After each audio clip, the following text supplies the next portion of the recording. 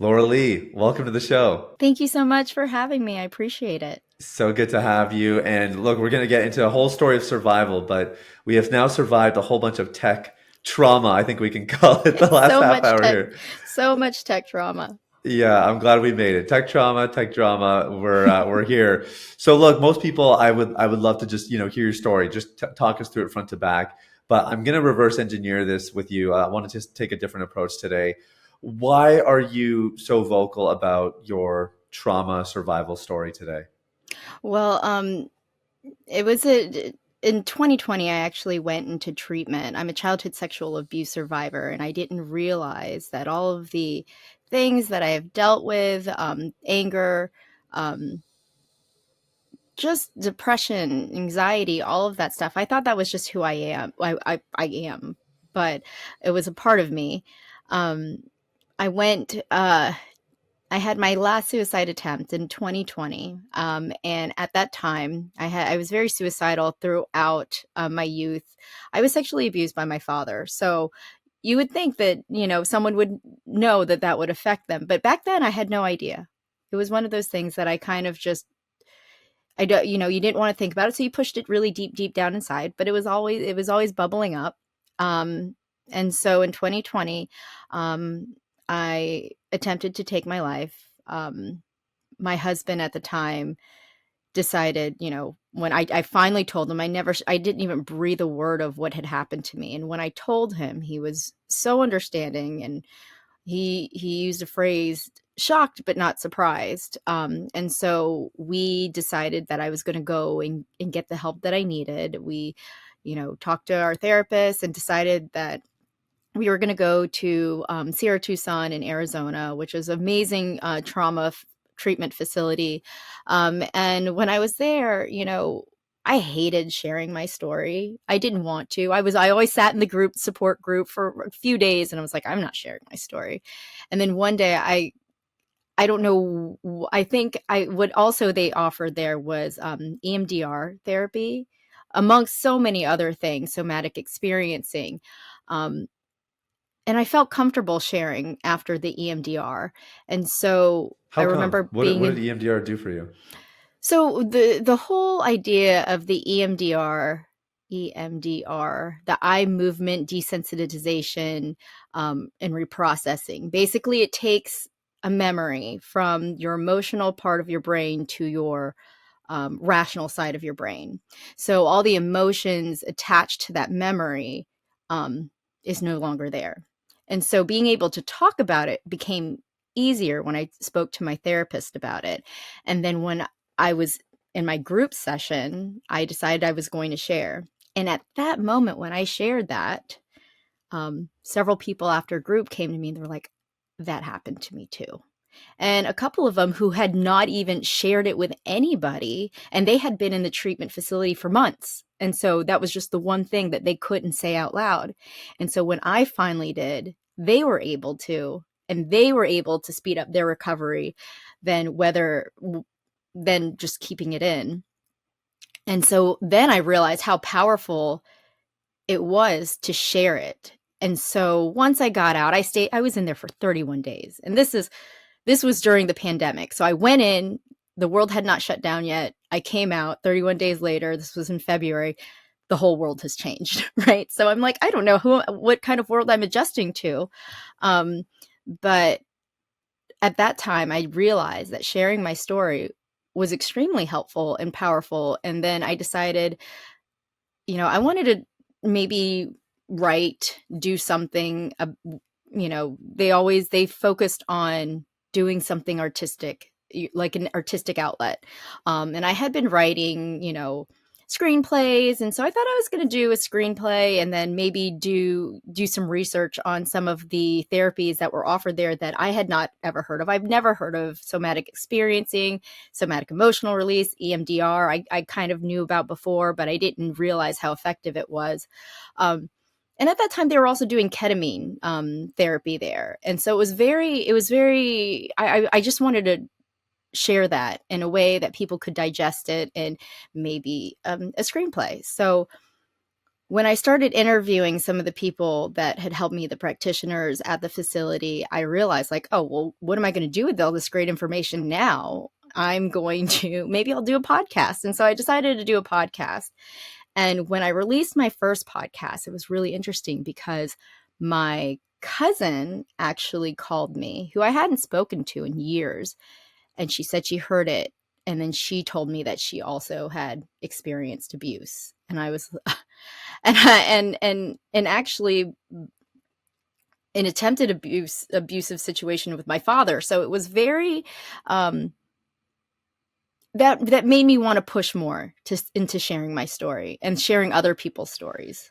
It's interesting. It sounds like you had this like one thread in your life that you finally pulled on, and then you found out there's a whole sweater behind this thing, and like you're just unraveling more pieces as you keep going.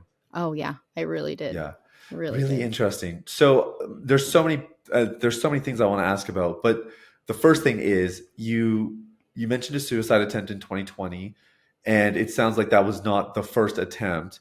No. How many attempts have you had, if you don't mind me asking?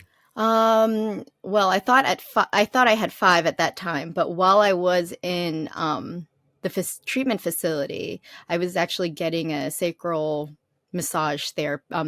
It was a sacral massage therapy, and they noticed that there was something going on with knots in my back and in my neck. And they asked if I had gotten in a car accident. I said, "Oh yeah, when I was 16, I got in a really bad car accident where I like slammed in the back of somebody.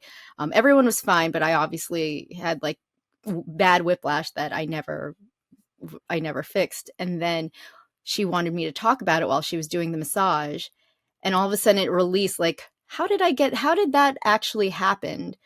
And I was getting flashbacks of me actually taking a bunch of pills prior to the accident, when before I would tell people like, oh, it was raining.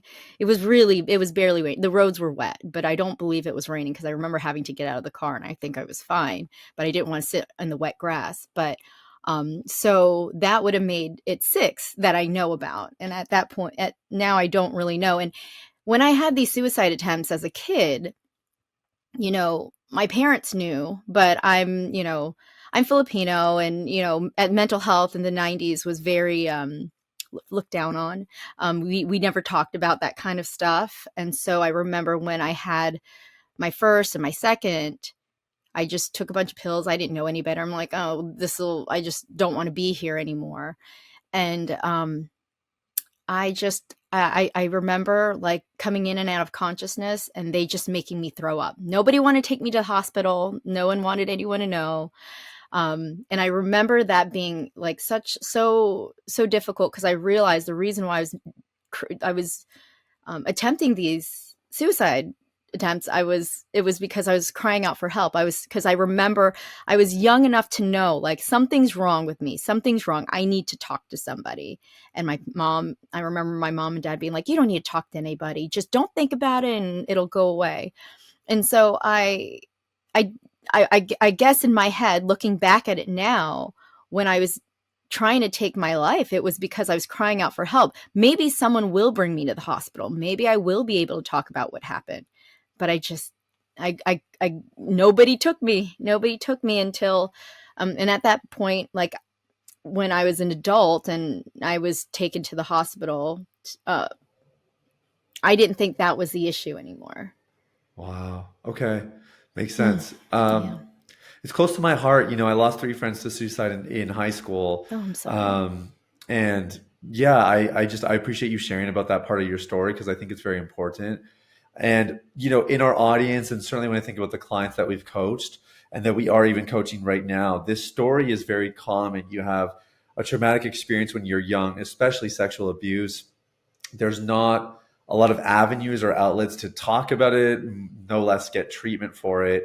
And then it manifests into something much more destructive later on, whether it's suicidal ideation, it's a pornography addiction, it's a drug addiction, or it's some sort of compulsive behavior. So it sounds to me like that's sort of been this journey for you as well. Like, would you say that the origins is when you were abused sexually by your father, or is there other trauma as well that you're referencing that contributed to this? I mean, I think the abuse by my father, I was very young, so I don't know what had happened prior to that. And even that I had pushed down for a while um, until it did come up again when I was around 16 years old. I actually, I actually, so I abused drugs also. Whatever anybody would give me, I would just take. I'm like, oh, okay. Yeah, I don't know what that is, but I'll take it because I don't really care. But like my life did not hold any value to me. So I just did whatever I felt like I could do. I kind of just lived, or not at all. I don't know even if what you want to say about that, but and when I was 16, a friend gave me mushrooms, and I remember taking the mushrooms. And at this point, I had forgotten all about the abuse, never thought about it once. And all of a sudden, when the mushrooms started coming up, I that's all I could see. I could just see the abuse, and I was like, "Oh my gosh, why is this happening? It needs to go away." Like this, I remember specifically thinking, like, how is this going to go away? And I'm a huge advocate for psychedelic assisted therapy, but at this moment in time, because I didn't know any better, I was like, I need to kill myself. Like there's something wrong. I don't want to see this. I want it to go away, and the only way to do that is if I killed myself. Luckily, call it what you will, divine intervention, but a friend came into the room I was in and was like, "Hey, let's go outside. Our friend's in a tree." Just like, and they scooped me up, and then all of a sudden everything was I was distracted. And I was like, "Oh wow, I'm never doing those again." Fast forward, 20 years later, 20 something years later, almost 30 years later, I started researching a lot about psychedelics, and I realized that was the point of the psychedelics. It was trying to bring up what I needed to work on, what I needed to fix, what it needed to be in my consciousness. Um, and so yes, and actually that led me on my journey to really dive into healing, because even though I left Sierra Tucson and I felt better, I still had these bouts of anger, these just real just it was scary, and it was embarrassing because sometimes I'd have road rage and I'd be yelling at somebody I actually knew, or someone from my kids like class, their parents. It was humiliating. um, so then I actually, during the podcast, I spoke to somebody who told me about a therapist that was a psychedelic integrative therapist who did a lot of work with people who did MDMA, which, I learned, I was like, oh, well, you know what? I feel like the mushrooms were trying to tell me something. Maybe I'll start with mushrooms. But this practitioner said, why don't you start with MDMA? And because at that, the MDMA is safer, right? Like it's supposed to shut down your anxiety and fear part of your brain in order for you to find compassion in what comes up. And so, So let me can I pause you there for a sec? So yeah, this is because this is so it's such a great conversation to have because there is a rise of people that are like talking more about psychedelic therapy, ketamines, MDMA, like all of this is I think very much on the rise. yeah. And I'd love to hear like that was a really good explanation even just of what MDMA does. What was it that made this so impactful for you? And part of the reason I ask is I personally like in my own addiction recovery and all that, I didn't use any psychedelics, MDMA rather, nothing like that. And in our treatment facility, in our methodology, we don't really integrate anything like that either. And I haven't reached a point where I can endorse it yet because truthfully, I haven't done enough research. That's just the honest truth. So I like hearing someone's experience where it sounds like it was very positive for you. Tell me more. Like, what was it what did it provide for you that was so useful in your recovery? I think with the psychedelics, so 95% of our behaviors are based on our subconscious, right? These are things we've learned a long time ago. It's like riding a bike. Like you just know how to ride a bike, right? When you get on a bike, and it's not because you're like, okay, I'm going to ride a bike. I'm going to put my feet on the pedals and I'm going to just go.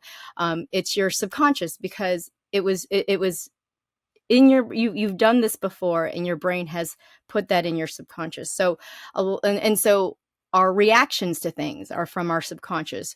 So the medicine, the psychedelic, the hallucinogenic medicine actually dives into your subconscious. So you find you can figure out where that emotion started from and how you can heal that part. So the person I worked with was an internal family systems therapist. Most internal family systems therapists, they do parts work. I don't know if you're familiar with Very IFS much so. therapy. Yeah, Yeah, yeah. a lot of them do a lot of work with psychedelic integrative therapy, because what happens is when you dive into the psychedelics, it it kind of goes to the root of your part. Where did that part start from? So in my first session with the MDMA, it was actually, it showed me my father as a child in the Philippines. I don't know how it came to be, but I was in there. I was in the Philippines. I felt the heat. I felt like everything was in a very sepia color. So maybe it was from photos that I had seen, but I saw my father there as a child, and he had been experiencing abuse. Um, and what I realized was there was no anger, there was no anxiety. It was just a lot of compassion, like, oh my gosh, this is his younger self was experiencing this. And I used to blame my dad, like, he should have known better, everyone should know better. But for him, he didn't know better, because this is what he knew, right? And that compassion that came out there really helped the anger go away. There was still anger, residual anger, that I dealt with even after that. But it was so significantly different.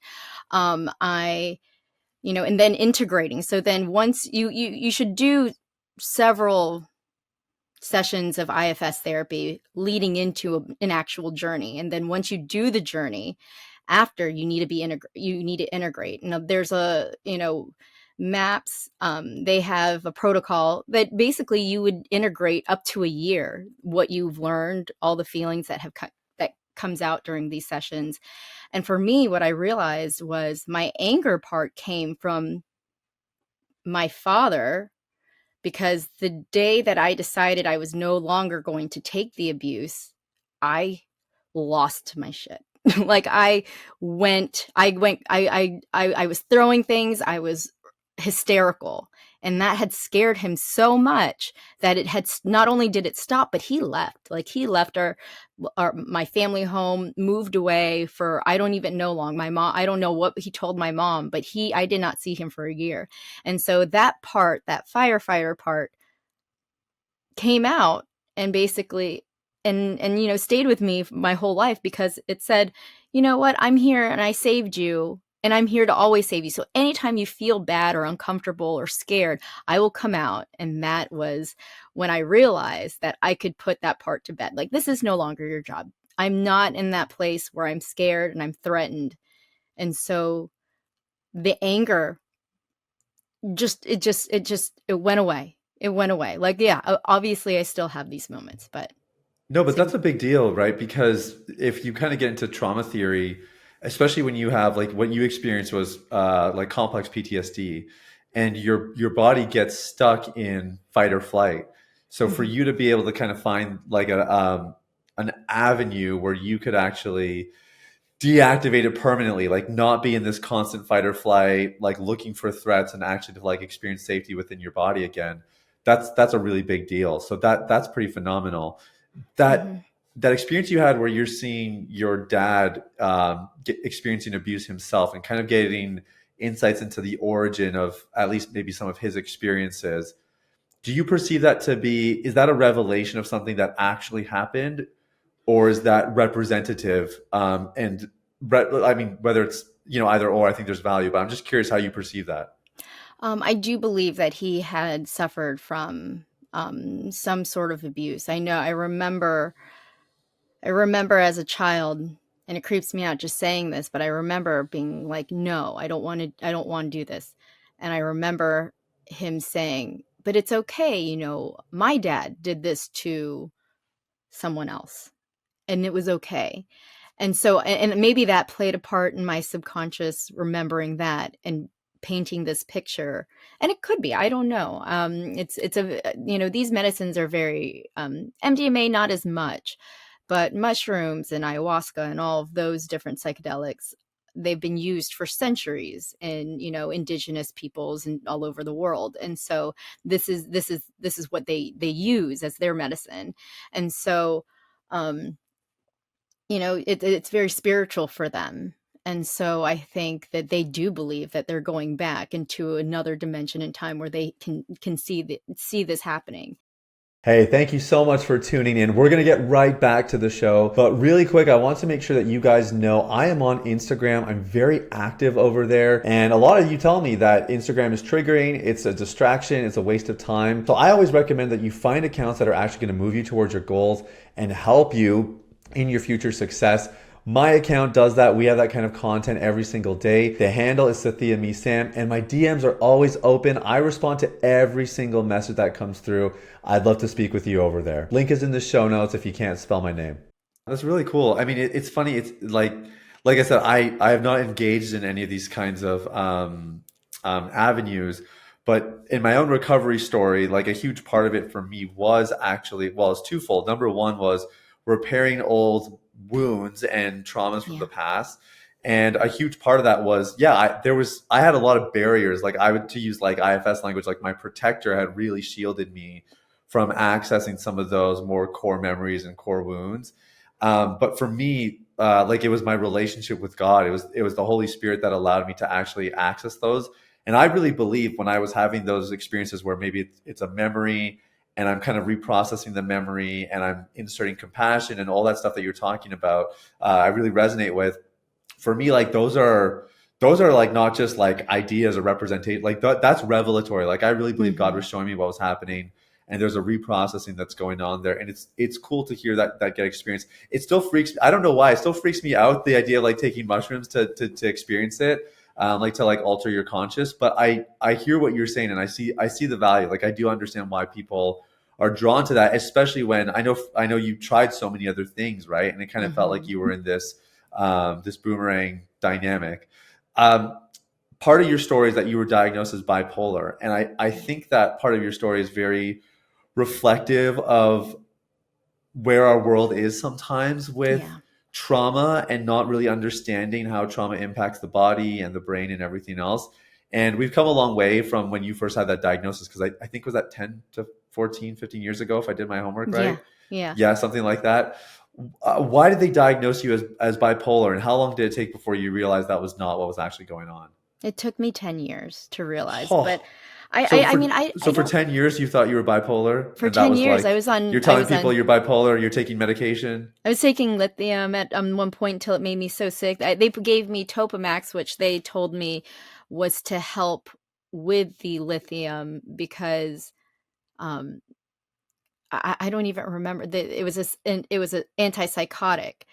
And I remember just I would forget things. So at this time I was working in news as a morning show anchor, and I remember just in the middle of talking on live TV, I would just forget what happened. And it was because they were like, "Oh yeah, the Topamax will do that." I was like, I can't be taking this. Like this is not okay." And so they tried me on like an epileptic medication that happened to, I don't even know if to say work, because there were a few times I was still suicidal. I was still not well, right? But I was like, I guess I'm better than I was before then. But it could have also been different lifestyle changes because I went from working an overnight shift to be on this morning show at 7 o'clock to 9 o'clock, or I guess it was 5 to 7, and then I got to go home and try to sleep, but I never slept. So I mean, it could have been a lot of different things that was better than what I had been going through at the time. But when they diagnosed me, I mean, I don't even feel like they tested me for anything. It was just like, oh, you sound bipolar. Like you seem happy. And these are people who saw me on TV.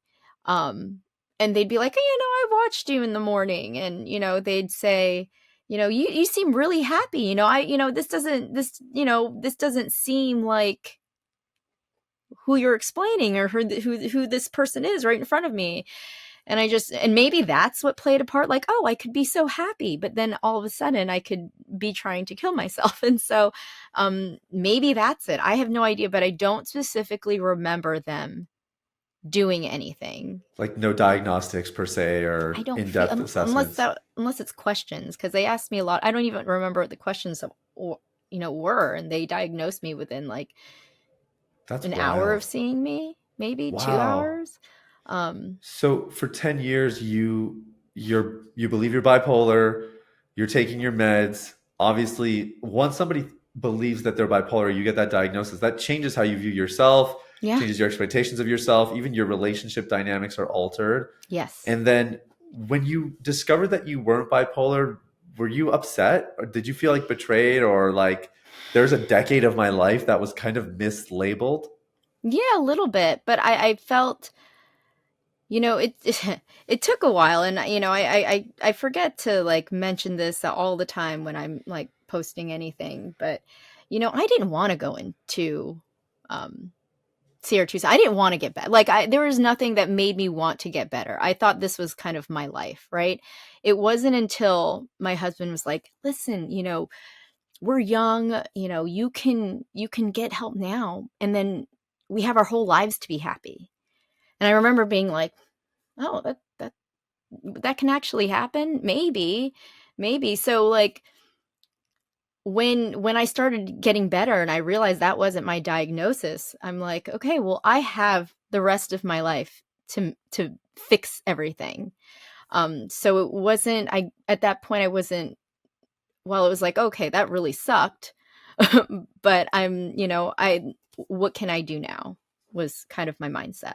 That's amazing. But I think that's so necessary, because, and I mean, I'm glad that was your answer to my question because I do think when we look back and we're like, oh, what could have been, or I wasted this 10 years, we've helped so many guys quit pornography addiction. And one of the things that they often will say is, I mean, especially when we work with higher performers and high achievers and CEOs and people that have kind of advanced, is they're always thinking about, how much further would I have been if not for XYZ? And that's something I identify with as well. Like I really have fallen into that thinking at times. But what you just said is so key. It's not really about looking back and thinking of what could have been. It's looking ahead and imagining what could be, and Right. dreaming about that and letting that drive you. So what was it that was driving you then? Like what were you thinking about your kids? Are you thinking about a marriage? Are you, I don't know if you're still in news and reporting. Like, was it thinking about resuscitating your career or what exactly what were you dreaming about? I think it was that my kids and me and my husband, because I had such a broken family, as a kid. Like I feel like I didn't have a great relationship with my mom. I obviously didn't. I thought I had the best relationship with my dad, but then you know that happened. I have a brother who's great, but he's also 9 years older, so I never really had a relationship with him. So I feel like my husband came from, a good family, and, they're wonderful people. And I felt like I had this opportunity where I could not make the same mistakes that, you know, my parents made. My mom worked so she can just not have anything to do with me, pretty much. And so I had these kids, and I wanted to my whole even before I married my husband, I was like, "I don't want kids. I don't want kids. There's no way I'm gonna have kids, and because they're probably gonna end up like me, and it's gonna be a problem." And they easily could have, but because I remember there's a point where my daughter, when I went into see her Tucson, she was, uh, I think she was 5 years old. My son was 2, and I just remember before I left, I told her to stop yelling at her brother, and she looked at me and she's like, "Well, you yell at us all the time. This is where I get it from." And I remember thinking, "Oh my gosh, you were right. You were exactly right. My dad everyone used to yell at me all the time."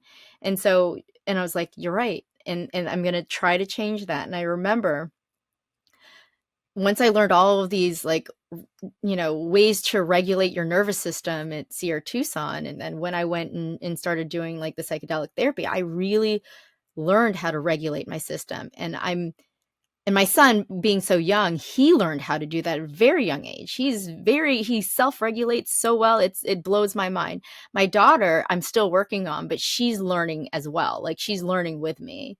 Um, and so that, I think that was my goal. That was my goal, was to make sure that, like, I could raise children that were not where I was. It's so different. And I see that now, and I'm very proud of it. And so, yeah, I think it was, I just wanted to be happy because I didn't know what that was like. It was very like, there were moments of happiness, but was I truly happy? I don't think I was at all. Yeah, that's amazing. I do think that that legacy part is so powerful.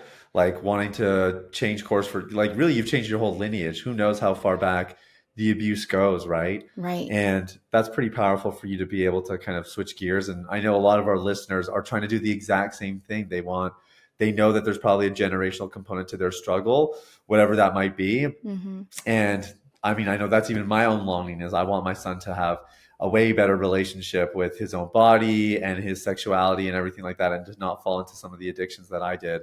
So I think that's really, really powerful. When you reflect back, because again, you've obviously had phases of treatment or being in the hospital and getting diagnosed and getting a medication or something like that.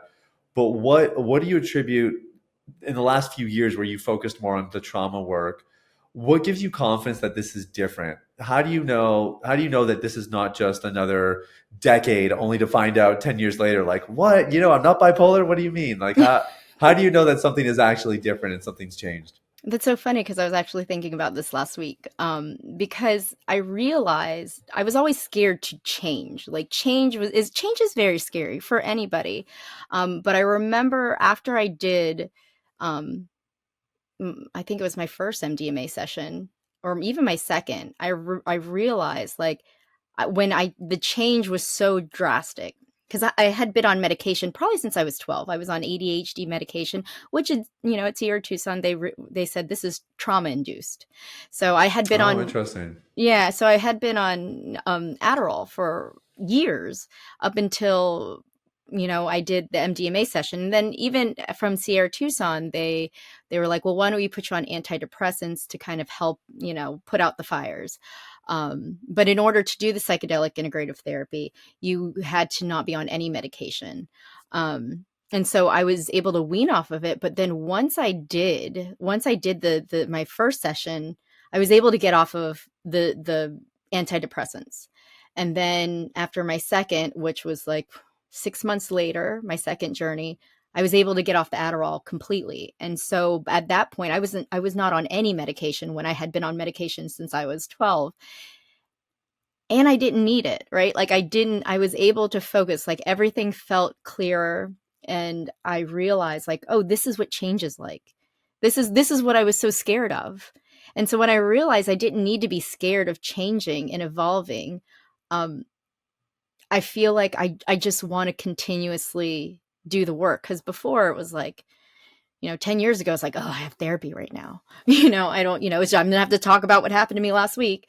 But now it's like, now I'm excited for therapy. Now I'm excited to, learn about how everyone else is healing. And that's why I have the podcast, Trauma Survivor Thrivers podcast, because I invite guests who have not only survived trauma, but they're thriving and they've changed their lives.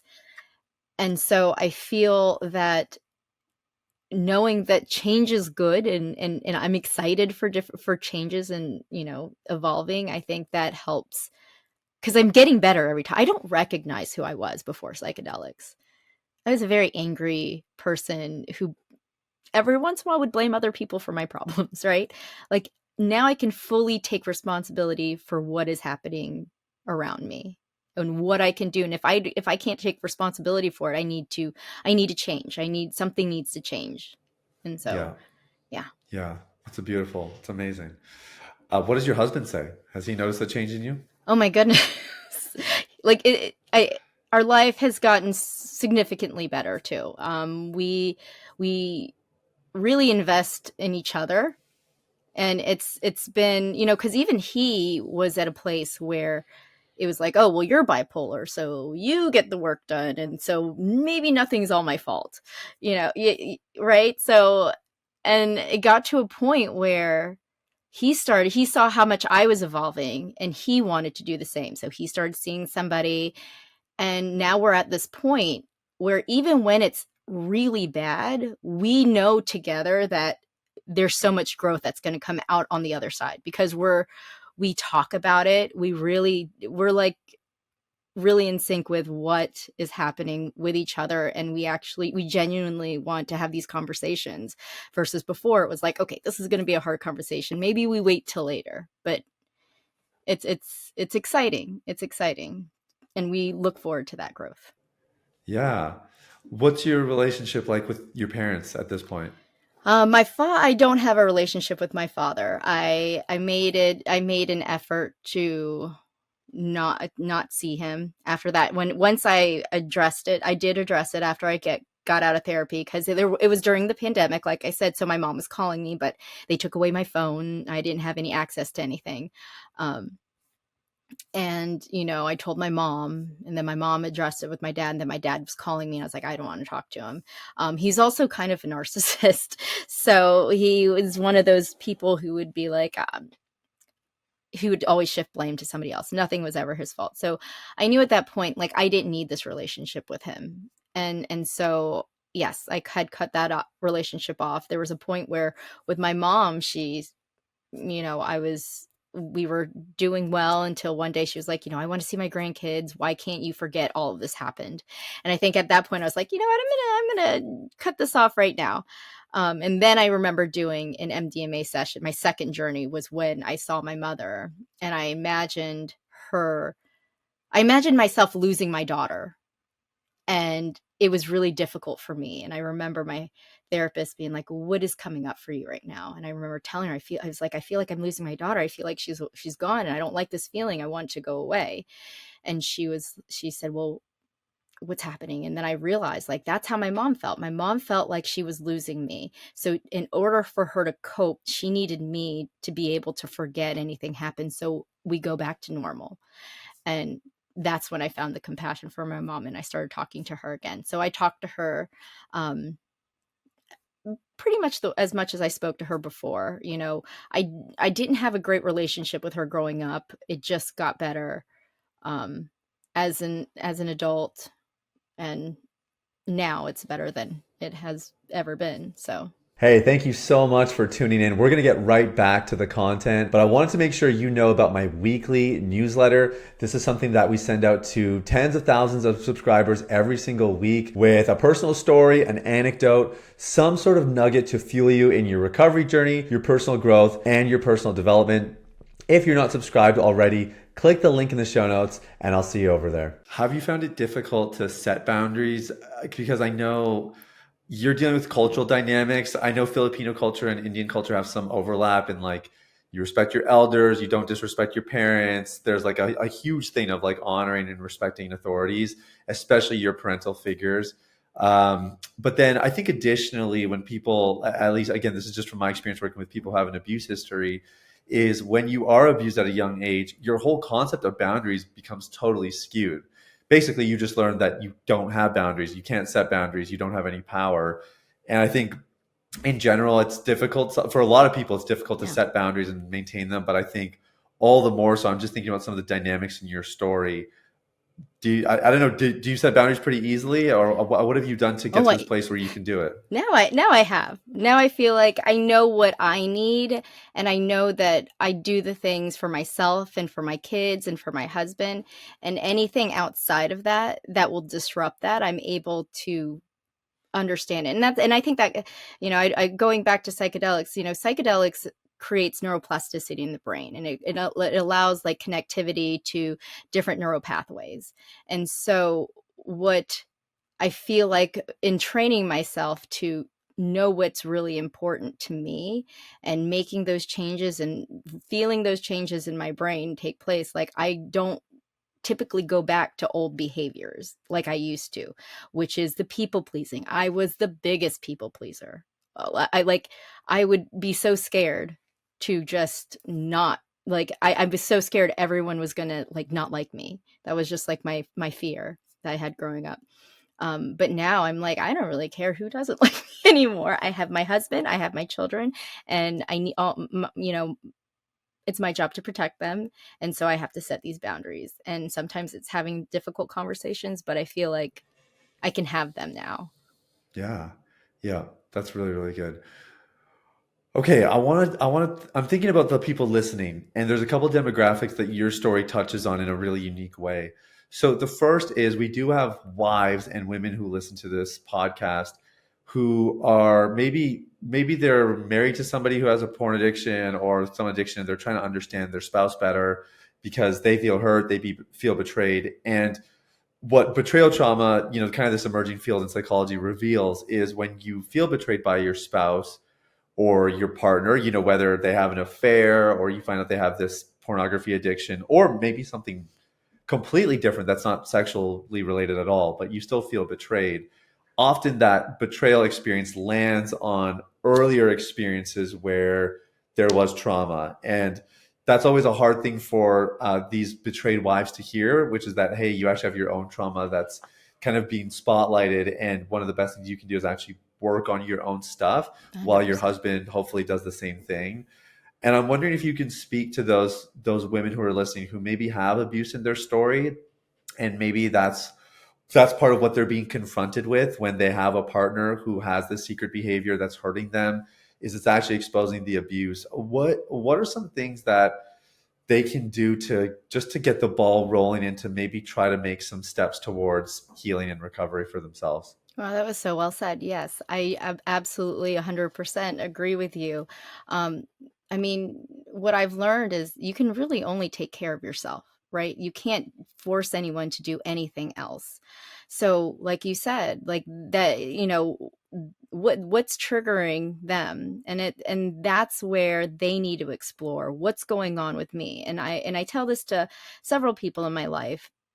Once you're working on yourself and you're finding healing, and you answers will come, clarity will come, right? Like for my husband, once I started healing and started getting better, he realized, oh, there's stuff that I need to work on at this point. And then that's what I didn't say you need to work on yourself or we're done. It was, he realized, like, okay, I need to step up because I'm feeling triggered, and I don't think this has anything to do with her at this point. And so he started working on himself, and that's how we were able to grow. You can't nothing. We didn't have a horrible relationship, but we didn't have a great relationship, my husband and I.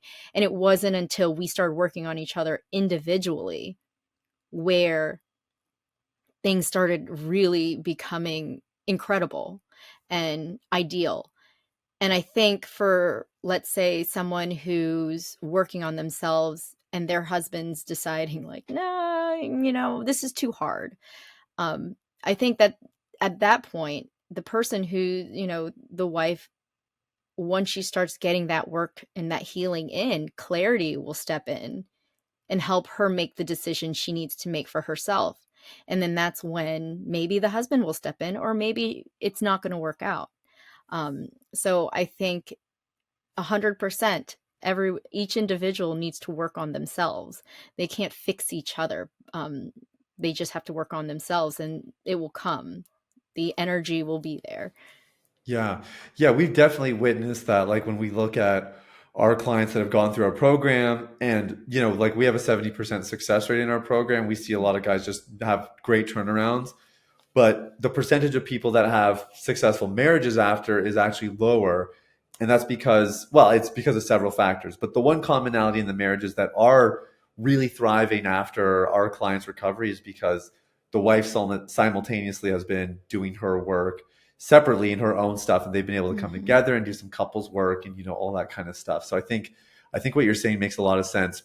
Second demographic I want to talk to are the people who themselves have been abused, and their abuse is leading to really destructive behavior. In your case, it sounds like the suicidality was sort of the culminating piece in all of this. That like whenever things were manifesting or rearing their ugly head, for lack of a better term, it sounds like suicidality was sort of the label. Yeah. I think for a lot of our listeners, it's addiction. It's the pornography addiction. It's affairs. It's some sort of sexual misbehavior that they just can't seem to escape.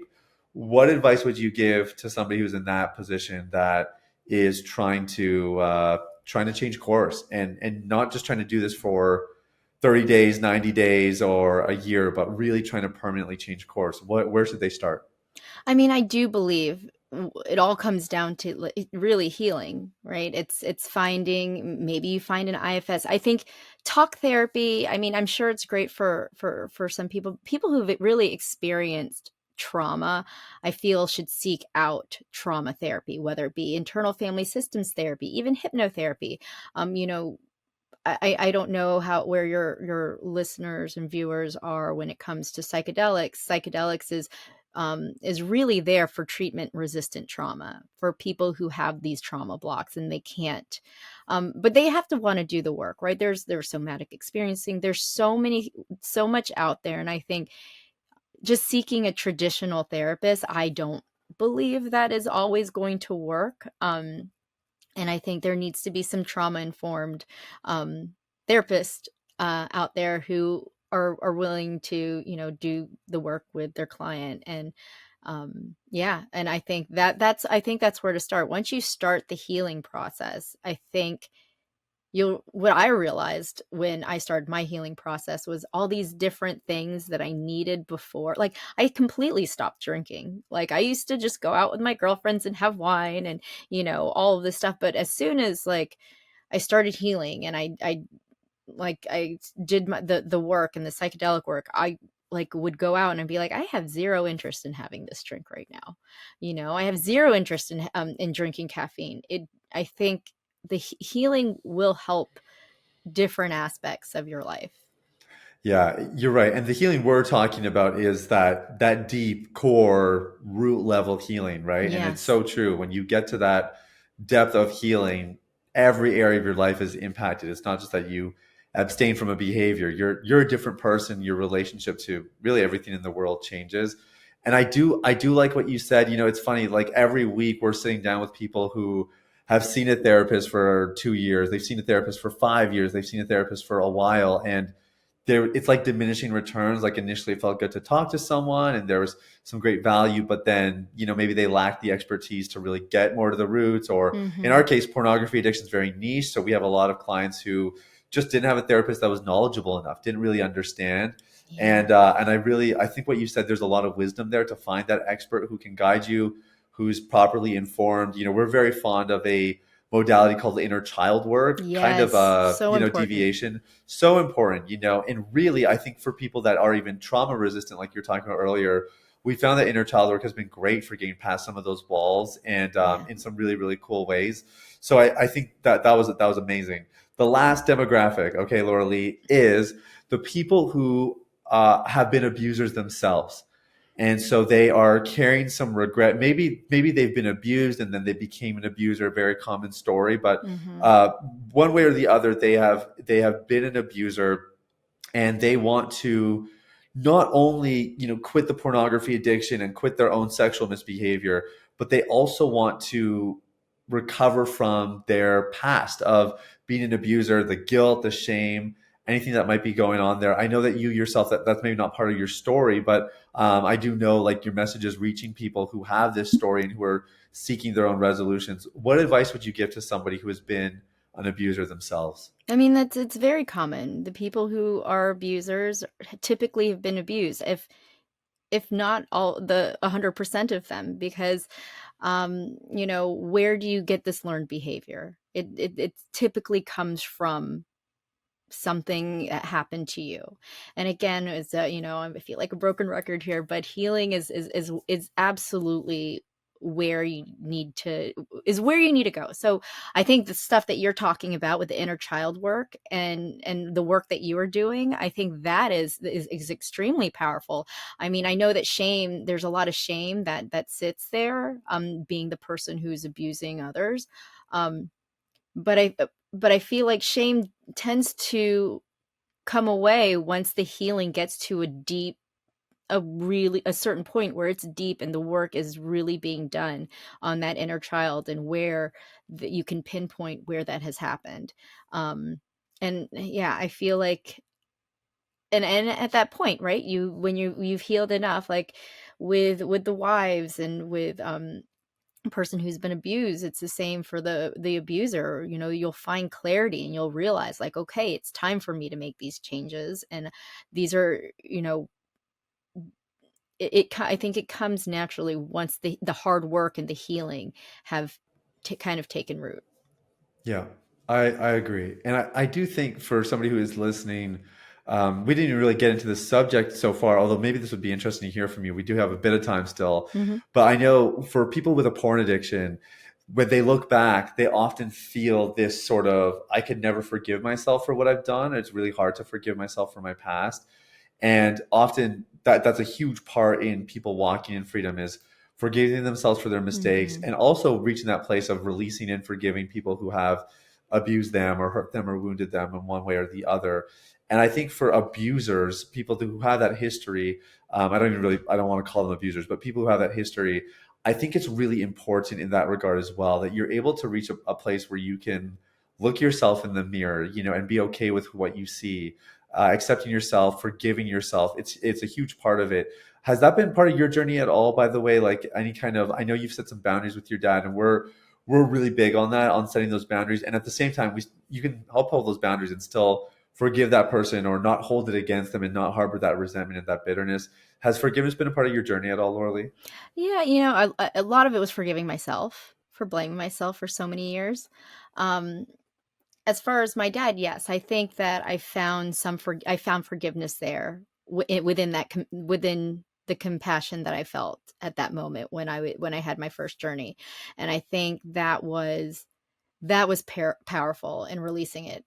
I don't, and I think for abusers, they have to, there has to be some acceptance of, maybe I will no longer have a relationship with this person, and that's their boundary.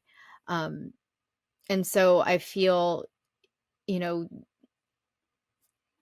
I feel like, and to talk about it, I think, you and I talking, abusers talking about their story and how they're working to change. I feel like that can be powerful as well, and to kind of shed the shame that kind of holds them back.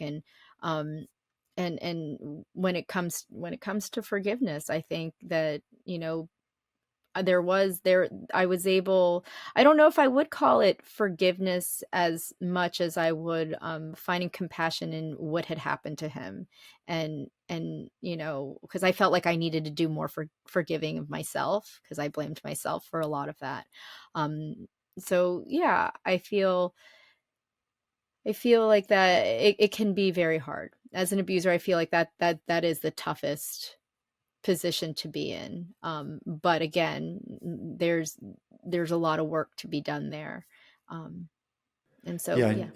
and your story is a great example that there's also a lot to gain on the other side. A healthier marriage, better, stronger parenting, a positive outlook on life. You have goals and a vision for your life, and you're going after it, and you're changing a lot of people's lives. In the meantime, it's just been so great getting to know you and hearing your Oh. story, Laura Lee. For people who want to go find out more about the podcast and what you're up to, just real quick, tell us what's the best way for them to do that. Yes, you can go to traumasurvivorthriver.com. That's traumasurvivorthriver.com. And there you can find past episodes from the podcast. I have a magazine, Authentic Insider Magazine, where it's a platform for survivors to share their stories and how they're thriving.